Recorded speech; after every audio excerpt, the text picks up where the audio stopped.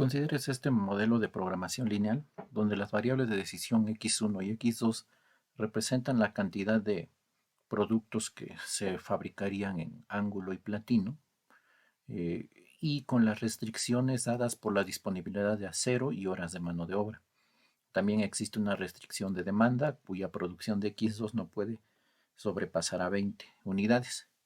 Pues acá lo primero que tenemos que hacer para convertir este modelo, para solucionar este modelo de programación lineal, es convertir este modelo de forma canónica a su forma estándar.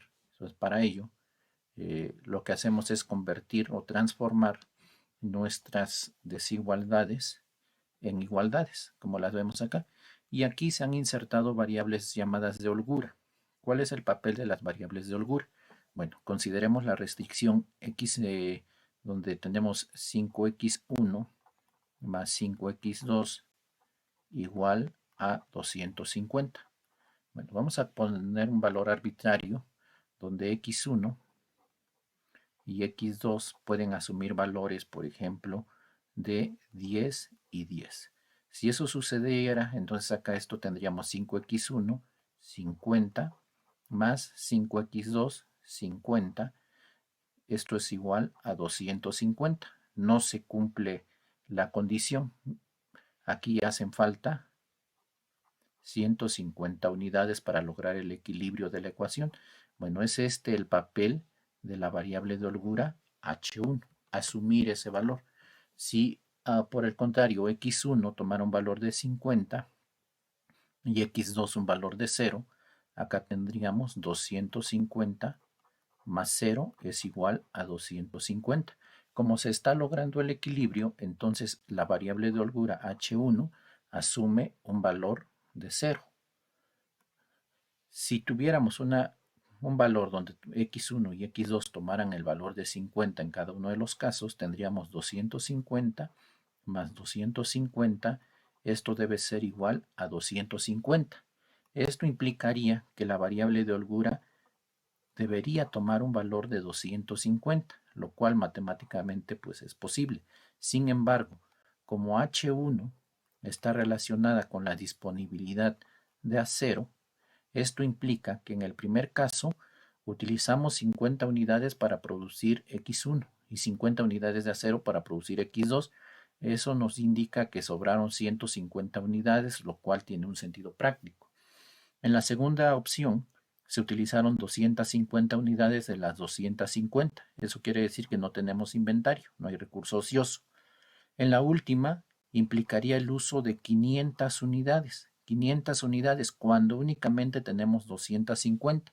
Esta variable de holgura estaría asumiendo un valor negativo porque estamos violando el sentido de la desigualdad menor igual, lo cual no tendría una implicación práctica o un sentido real, porque eso diría que nos hizo falta material y no respetamos la disponibilidad que tendríamos.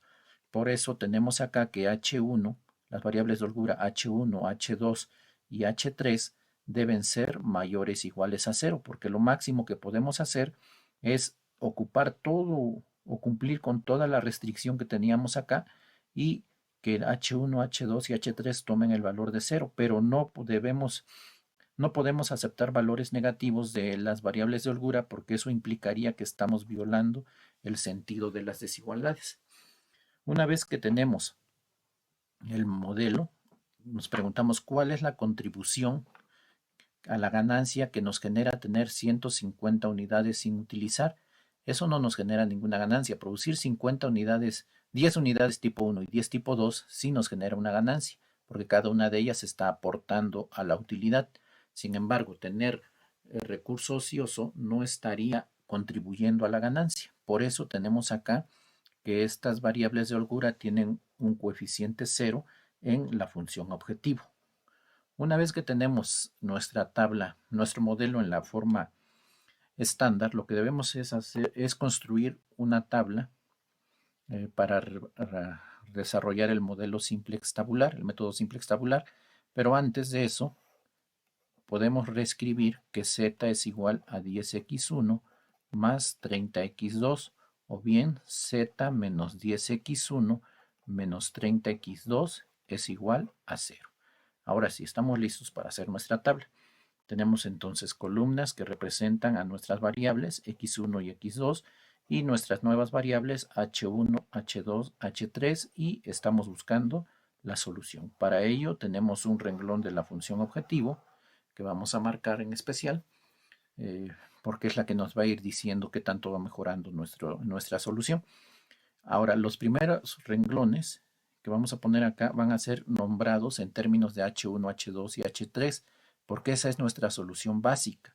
Si estuviéramos en el método gráfico, de inicio estaríamos en el origen. Por lo tanto, x1 y x2 ambas valen 0 en este momento. Entonces, no, la solución en este momento, la solución básica, estaría dada si x1 y x2 valen 0, por H1 igual a 250, H2 210 y H3 20. Bueno, entonces trasladamos esto a nuestra tabla H1, H2 y H3. Nuestro renglón Z lo vamos a escribir en términos de esta ecuación. Entonces tenemos menos 10x1, menos 30x2, no tenemos contribuciones de las variables de holgura y nuestra solución en este momento es 0. Ahora, para los siguientes renglones trasladamos este sistema de ecuaciones y ponemos 5x1 más 5x2 más el coeficiente de h1, no tenemos h2, h3 y nuestra solución 250. Repetimos entonces el procedimiento para las demás restricciones y tenemos nuestro sistema listo para iniciar con el método simplex tabular. Acá es muy importante observar cómo están las variables básicas. Nuestras variables básicas h1, 2 y 3, observemos que son un vector unitario. Tenemos aquí vectores columna unitario. Eso es muy importante tenerlo en cuenta. Ahora, regla número 1 en el método simplex tabular. Variable que entra. Determinar la variable entrante. Ahora, para esto es importante que nos vayamos a nuestra función objetivo original, donde z era igual a 10x1 más 30x2. Como estamos buscando la máxima z, la contribución a la utilidad, entonces nos conviene producir unidades tipo x2 porque es la que hace mayor aporte a la utilidad. Entonces, a partir de eso, como hicimos una transformación en las ecuaciones, obtenemos una regla que la variable entrante, en el caso de maximización, es la variable más negativa en el renglón Z. Observamos ahora en nuestra tabla y vemos que la variable más negativa es x2, porque como veíamos acá es la que genera mayor contribución. Entonces tenemos ahora que x2 es nuestra variable entrante. Una vez que hemos determinado cuál es la variable entrante, debemos determinar cuál es la variable que sale, es decir, la que sale de este sistema de soluciones y que va a dejar su lugar para que entre x2. Para eso necesitamos hacer una división y dividimos en este momento 250 entre 5, este cociente 50, 210 entre 30, entre 7, 30 y 20 entre 1. 20 entre 1, 20. Ahora, ¿cómo determinamos el valor de la, o cómo determinamos, mejor dicho, la variable que va a salir? Bueno, consideremos nuevamente nuestras restricciones. Nuestras restricciones estaban dadas por 5x1 más 5x2 menor o igual a 250. Y teníamos que 3x1 más 7x2 eran menor o igual a 210 y finalmente nuestra tercera restricción. Como x2 es la variable que va a entrar al sistema de soluciones, ella va a tomar uno de estos valores. x2 va a tomar cualquiera de estos valores. x1, como no está en el sistema de soluciones, pues sigue tomando un valor de 0. Entonces asumimos que x1 es igual a 0 en este proceso. Si x1 es igual a 0 y x2 llegara a tomar el valor de 50, entonces en la primera restricción tendríamos 50 por 5. 250 menor o igual a 250 se cumple la restricción. En la segunda tendríamos 350 menor o igual a 210 y 50 menor o igual a 20. Vemos que en ambos casos no se está cumpliendo la restricción. Ahora, en el segundo caso, tenemos que x1 igual vale 0 y asumimos que x2 tomará el valor de 30. Sustituimos nuevamente y tendríamos 150 y vemos que se cumple la restricción. Acá tenemos 210, también se cumple esta restricción. Sin embargo, acá 30 menor o igual a 20 no se cumple esta restricción. Probamos con el último valor, donde x2 es igual a 20. En este caso tenemos 100 menor o igual a 250, se cumple la restricción. Acá nuevamente se cumple la restricción. Y en la última fase, en la última restricción también se cumple. Entonces vemos que esta está cumpliendo las tres restricciones. A partir de esto podemos sacar nuestra segunda regla, que es la variable que sale es el cociente. Cuando nos referimos al cociente es el que obtuvimos entre el vector solución y la columna de la variable entrante. El cociente menor, algo muy importante, positivo. El cociente menor positivo. Esto es relevante porque si este valor, por ejemplo, fuera negativo, si tuviéramos acá menos 7, nuestro cociente habría sido 210 entre menos 7 menos 30. Entonces estaríamos diciendo que x2 tomaría un valor de menos 30, lo cual no es posible porque estaría violando la condición de no negatividad. Por eso es importante esta condición, debe ser el cociente menor positivo. Entonces a partir de eso determinamos que nuestra variable saliente va a ser esta, h3. h3 por lo tanto es nuestra variable que sale. Es decir que en nuestra siguiente tabla no vamos a tener h3, en su lugar tendremos a x2. Entonces reescribimos esta tabla. Tenemos ahora acá x1, x2, volvemos a copiar nuestros encabezados, tenemos nuevamente nuestro vector z, que es el de solución, h1 permanece, h2 permanece, y el cambio que tenemos es que en lugar de h3 ahora entra x2. Este renglón h3 es conocido como renglón pivote. Entonces el cruce entre la variable que sale y la variable entrante es el elemento pivote.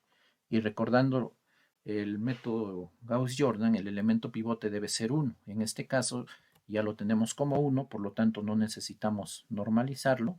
0, copiamos nuestro renglón pivote y 20. Ahora, lo que debemos hacer es convertir ceros en la columna de la variable entrante. Pues para eso hacemos las operaciones entre renglones y decimos que nuestro renglón h2 nuevo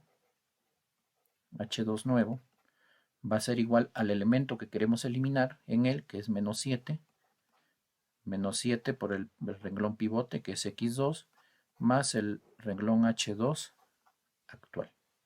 Entonces esto equivaldría a tener 0, acá, menos 7 por 0, por este 0, menos 7 por 0, más 3. Más 3. Entonces acá tendremos 3. Y así continuamos con nuestros elementos para obtener ceros en esa columna. Acá tenemos 1, menos 7. Estos son 70. Otra forma de hacerlo es que sacamos inverso. Entonces acá queremos eliminar el 5, lo sacamos como menos 5. Y acá como el 30, que es lo mismo, nada más que lo estaríamos haciendo de forma más rápida. Entonces sería ahora nuestro renglón pivote 0 por menos 5 y más 5. Y así sucesivamente. 1 por menos 5 y 5. 0 por menos 5 y 1. Y así sucesivamente podemos hacer las operaciones entre renglones. Entonces acá obtenemos 5, 0, 1, 0, menos 5, obtenemos 150. Continuamos de igual manera, 0 por 30, 0, menos 10, 0,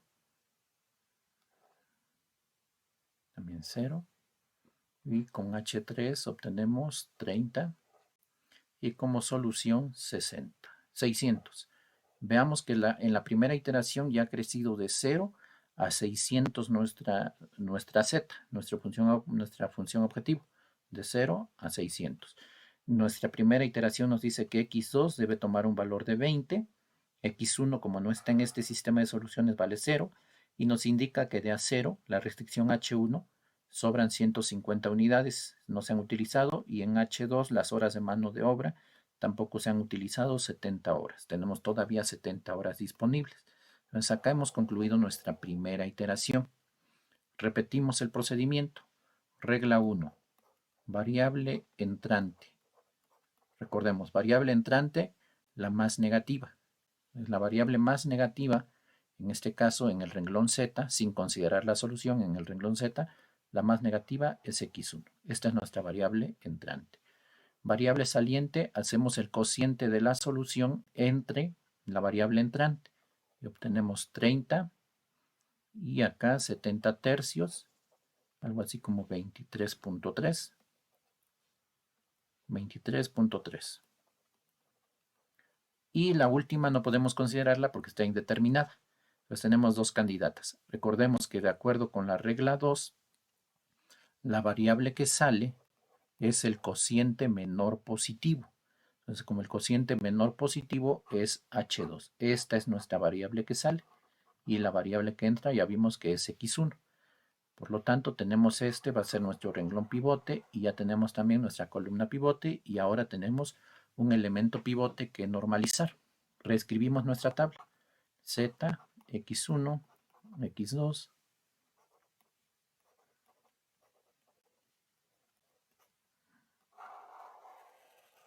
Ahora, aquí permanece como H1. Ahora H2 ya no se llama H2, ahora se va a llamar X1, y X2 pues permanece en el sistema de soluciones. Ahora veamos que nuestro cruce no está normalizado, no es 1, entonces debemos normalizarlo. Dividimos todo el renglón entre 3, 0 entre 3, 0 entre 3, 1 tercio, 7 tercios y 70 tercios. Lo dejo como fracción para no perder exactitud. Ahora lo que debemos hacer es eliminar el 5 y el 10, porque el último renglón ya lo tenemos hecho 0. Entonces nada más lo que debemos hacer es copiarlo, 1 y 20. Ahora sí, eliminamos operaciones entre renglones para eliminar el 5. Nuevamente repetimos el procedimiento. Recordemos que nuestro vector, nuestro renglón pivote es este. Entonces vamos a trabajar a partir de ese vector pivote. Entonces es 1 por menos 5 más 5. 0 por menos 5 más 0. Y así sucesivamente para ir eliminando en este renglón. Entonces esto nos va a dar 0, 0, 1, menos 5 tercios. Esto nos da 35 tercios. Nos da 20 tercios. Y aquí son 350 tercios, 100 tercios. Y hemos terminado con el primer elemento. Ahora vamos con el segundo, con el menos 10. Lo multiplicamos por su inverso, que sería 10. Entonces esto nos va a dar 0, 0, 0. Acá obtenemos con H2 también 0. Y acá serían 10, esto es 40, 1 por 10.